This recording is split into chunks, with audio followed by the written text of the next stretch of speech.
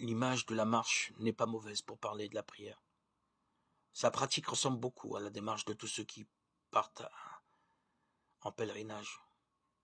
Les premiers jours en sont bavards, le corps se plaint qui a oublié les longues marches que pratiquaient nos ancêtres.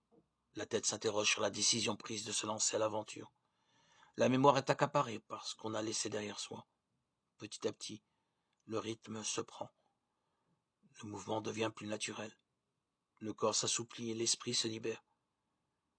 Et bientôt, doucement, trouver du sens n'est plus nécessaire. Les raisons et les motivations deviennent inutiles et inconsistantes.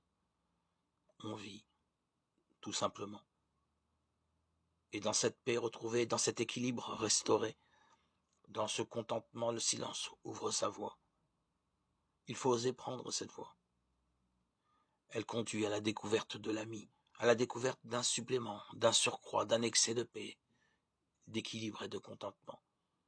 C'est le propre du mystère de Dieu, de ne jamais être loin et de nous précéder toujours. C'est le propre du mystère de Dieu d'être immédiatement accessible et pourtant, beaucoup ne savent pas le trouver.